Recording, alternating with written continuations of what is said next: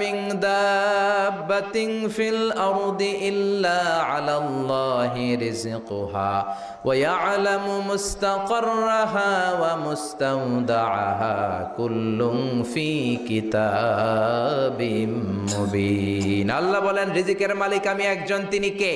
আল্লাহ। আমি আল্লাহ রিজিক দেই, মানুষগুলোরে রিজিক দেই, জিনগুলোরে রিজিক দেই, পাখিগুলোরে রিজিক দেই, সাগরের মাছগুলোরেও রিজিক দেয় কে? আল্লাহ। সাগরের তিমি মাছ সাগরের এক মাথা থেকে আরেক মাথায় খালি পেটে বের হয়ে যায়, দিন শেষে তিমি মাছের পেটটা ভর্তি করে তিমি মাছরে ফিরায় দেয় কে? বাবুই পাখি তার বাসা ছেড়ে সকালবেলা খালি পেটে বের হয়, বিকেল বেলা পাখির পেটকে উদর পূর্তি করে পাখিটারে বাসায় ফিরায় দেয় কে? রিকশাওয়ালার পকেটের টাকা নাই, আল্লাহর নাম নিয়ে রিকশাওয়ালা সকালবেলায় রিকশা নিয়ে বের হয়ে যায়, বিকেল বেলা রিকশাওয়ালার পকেট ভর্তি করে টাকা দিয়ে পাঠায় কে? এজন্য রিজিকের মালিক একজন, দুনিয়ার কেউ রিজিক দিতে পারে না। পৃথিবীর সব রিজিকের রাস্তাগুলো যদি বন্ধ হয়ে যায়, সামান্য রিজিক তৈরি করার ক্ষমতা আমাদের আছে নাকি?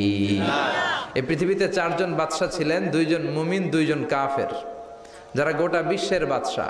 গোটা বিশ্বের 2 জন মুসলিম, 2 জন কাফের। কাফিরের একজনের নাম নামরুদ, আরেকজনের নাম বখতানাসর। আর মুমিন একজন হচ্ছে সাইয়েদনা সুলাইমান আলাইহিস সালাম, আরেকজন হচ্ছে যুলকারনাইন। তো সাইয়েদনা সুলাইমান আলাইহিস সালাম আল্লাহকে বলল, আল্লাহ আমি গোটা বিশ্বের বাদশা, আমি গোটা পৃথিবীর সব মানুষগুলোকে একবার লাঞ্চ খাওয়াতে চাই। কি খাওয়াতে? লাঞ্চ মানে কি? দুপুরের খাবার। আল্লাহ বলবেন নো। আল্লাহ বললেন no, it's not your job Sulaiman. Sulaiman এটা তোমার জব না, it's my duty, it's my job, it's my business. এটা আমার কাজ, আমার কাজ তুমি করতে যাও না। সাইয়েদনা সুলাইমান বললেন, আল্লাহ আমারে ট্রাই করার চেষ্টা দেন, সুযোগ দেন, আমাকে একটু ট্রাই করার সুযোগ দেন, চেষ্টা করার সুযোগ দেন। আমি একটু চেষ্টা করতে চাই গোটা বিশ্বের সব প্রাণীকুলকে, মৎস্যকুলকে, জিনকুলকে, মানবকুলকে খাওয়াতে চাই। আল্লাহ বললেন, সুলাইমান এইটা তোমার কাজ নয়, তুমি পারবা না, কাজটা কার? আমি রিজিক দেই। সাইয়েদনা সুলাইমান বললেন, লেট মি ট্রাই, আমাকে একটু চেষ্টা করার তৌফিক দেন, আমি একটু করি, দেখি না পারি কিনা। আল্লাহ রাজি হয় না, সুলাইমান নবীও ছাড়ে না। ভেজাল আছে না নাই?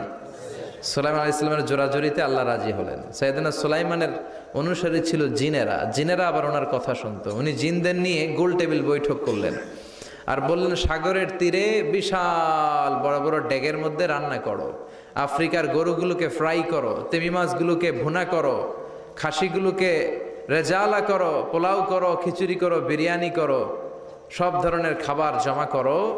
অমুক অমুক দিন দুপুর বেলায় আমি সাইয়েদনা সুলাইমান আলাইহিস সালাম গোটা বিশ্বের সবাইকে দুপুরের খাবার খাওয়াবো। জিনেরা বড় বড় পাতিলে রান্না করা শুরু করে দিল। রাতে রাতে সাগরের তীরে 40 কিলোমিটার এরিয়ার মধ্যে রান্নার স্তূপ। চলে আসলো সেই মাহেন্দ্র দিন, যেদিনে না লাগবে না, যেদিন